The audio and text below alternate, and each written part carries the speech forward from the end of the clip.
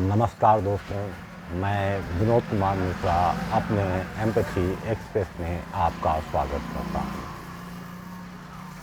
अभी हाल में प्रयागराज में धर्म के नाविक शंकराचार्य के साथ जो कुछ हुआ, उसके दूरगामी प्रभाव क्या होंगे, उस पर विचार जरूरी है। वैसे भी हर आदमी जीवन भर दो नावों में यात्रा अवश्य करता है, एक व्यवस्था की नाव पर, दूसरा शांत आनंद पाने के लिए धर्म के नाव पर। खैर, इस विषय पर नदी के पार का ये गीत बड़ा लोकप्रिय हुआ था, कौन सी दिशा में लेके चला रे बटोही। खैर, वो तो गीत था। शायद वर्तमान परिवेश में सामाजिक धार्मिक सिद्धांतों में यह गीत सटीक बैठता है। गीत में नाविका के अंदर बुद्धि और तर्क शक्ति की क्षमता थी, परंतु उस फिल्म के नायक शायद उतना जागरूक नहीं था। जागरूक होता तो नायिका के उस बुद्धि को, उस तर्क शक्ति को ऐसे रसायनों से धो देता कि उसकी बुद्धि और तर्क ही न रहती, बुद्धि का अस्तित्व ही न बचता। वो जहाँ चाहता नायिका को पहुँचा देता। खैर, व्यवस्थाओं की नाव में सभी सवार हो गए। नाव की सवारी के पहले सोचा होगा कि चलो नाव में बैठते हैं, नदी की यात्रा करते हैं।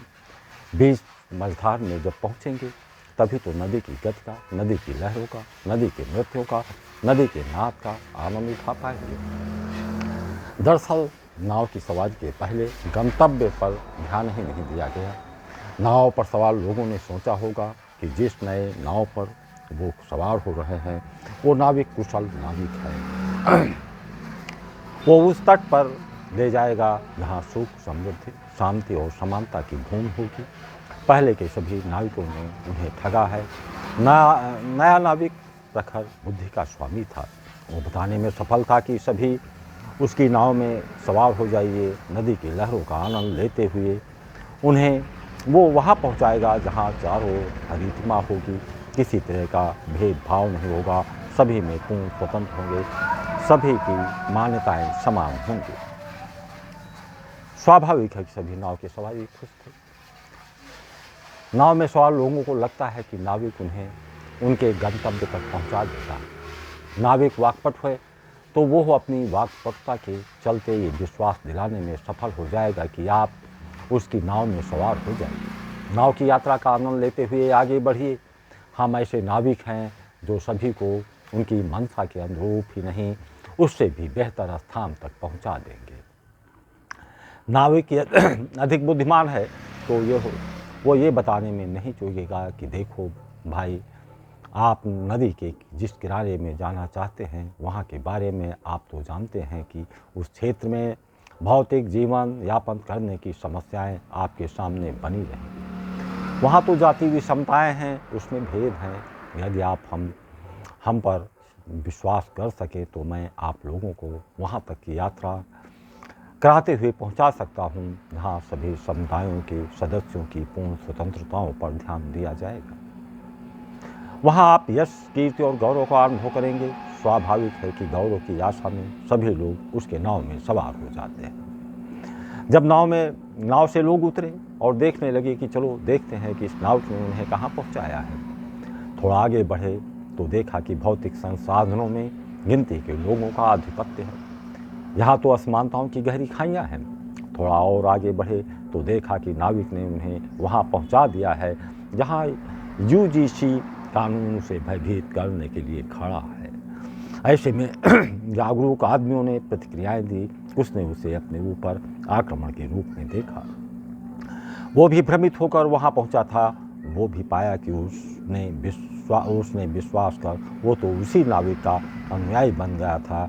ऐसे में वो उस गंतव्य तक पहुंचने की प्रबल लालसा के चलते उस नाविक से दूरी बनाने के लिए औपचारिक शक्तियों के रूप में होने के बावजूद वहां से हटकर विरोध दर्ज कराते हैं, जिसे आप भारतीय पुलिस सेवा से त्यागपत्र के रूप में देखते हैं। वास्तव में सामाजिक जीवन ऐसा है जहां यात्रा के लिए उसे किसी न किसी नाव पर सवार होना ही पड़ता है।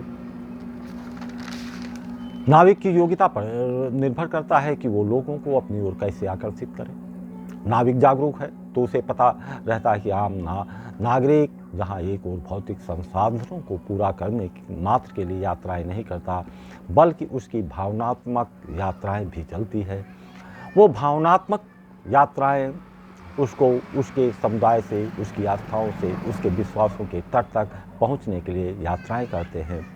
वह उस नाव से यात्रा करना चाहता है, उस नाविक का सानिध्य चाहता है जो उसे अपनी नाव में बैठाकर उनके विश्वासों को, उनकी श्रद्धाओं को, उनकी आस्थाओं को, गरिमाओं को उस भूमि तक ले जाने में सफल हो सके। यद्यपि ऐसे नाविकों को विभिन्न धर्मगुरुओं के रूप में देखा जाता है, उन्हें शंकराचार्य के रूप में, जगत गुरु के रूप में या अन्य बहुत से रूप में देखते हैं। स्वाभाविक है, जीवन के विभिन्न पड़ाव में इन्हीं दोनों नावों में यात्राएं करनी ही पड़ती है। ये दोनों नाव ऐसे हैं जिसमें उसे विश्वास होता है कि इस नाव में यात्रा करने से उनकी भौतिक आवश्यकताएं भी पूरी होंगी, उसके समुदाय को गौरव भी हासिल होगा। हाँ, गलती कहाँ से हो जाती है, हम नाविक की वाक्पटुता को पूर्ण सत्य मान लेते हैं। अतीत के अनुभवों से नाविक के बारे में निरपेक्ष भाव से विश्लेषण ही नहीं कर पाते। ये हमारी परेशानियों का मूल कारण है।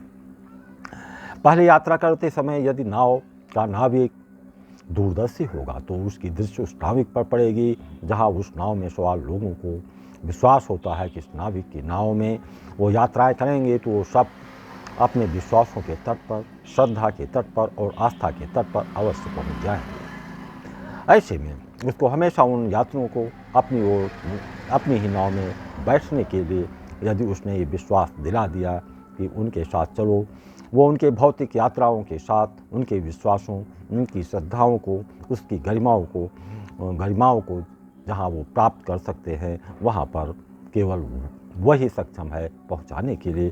केवल घर का वहाँ पहुँचकर आप केवल घर का अनुभव कर सकते हैं। बेशक उसका ये प्रयास दोनों नाविकों को सीमा रेखा का उल्लंघन होगा, परंतु वो नाव ज़्यादा सुविधाजनक है जहाँ उन्हें हर ज़रूरतों की पूर्ति हो सके। परंतु दोनों गंतव्य स्थल नदी के दो किनारे हैं। पहला किनारा है भौतिक उपलब्धियों को हासिल करने का, प्रतिस्पर्धाओं को और भौतिक आवश्यकताओं को पूर्ति करने के लिए ऐसी पृष्ठभूमि तक पहुंचाने वाला वो नाविक हो सकता है जिसे यह ज्ञान हो कि हर आदमी एक भौतिक प्राणी है, उसकी भौतिक आवश्यकताएं हैं, उसका और उसके समुदाय की अपनी गरिमाएं हैं। आखिर वो तट कौन सा है, वहाँ तक पहुँचाने वाला नाविकों की पहचान कर उसके नाव पर बैठना उसके लक्ष्यों तक पहुँचाने में कारगर हो सकता है। परंतु सभी ने अनुभव किया कि समाज की आवश्यकताओं के आधार पर उसके अंदर अनंत आकांक्षाओं ने जन्म ले लिया है। उन आकांक्षाओं को पूरा करने के लिए अथिक परिश्रम किए गए हैं, न जाने कितने संघर्षों को झेला गया। ऐसे में वो थक हार जाता है।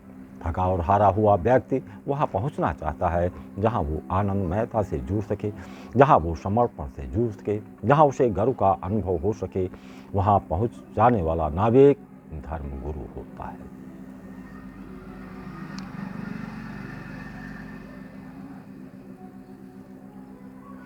उसके पास वो नाव होती है जिसका गंतव्य शांत के तट पर रुकना है। ये बात दूसरी है कि उस शांत तट को और मजबूत बनाने के लिए कुछ खास आवश्यकताएं भी होती हैं। वो आवश्यकताएं पहले नाविक के पास रहती हैं। जब दूसरा नाविक उससे आग्रह करता है, भाई इस तट में इसकी बहुत ज़रूरत है, परंतु देने के लिए तैयार नहीं होता है। जैसे कि सनातन में गाय की रक्षा के लिए उसे कम से कम उस क्षेत्र का राष्ट्रीय पशु घोषित कराने का प्रयास करना, क्योंकि गाय को सनातन में विशिष्ट स्थान प्राप्त है और ये आध्यात्मिक यात्रा में उसकी एक भूमिका है। ऐसे में पहला नाविक यदि दूसरे नाविक की मांग स्वीकार करता है तो उसे भय होगा कि कहीं उसके सभी यात्री भड़क न जाएं। उसके लिए उनके प्रयासों को लोगों ने देखा है। जय हिंद। आशा है वीडियो पसंद आई हो तो लाइक, सब्सक्राइब और शेयर करना ना भूलें।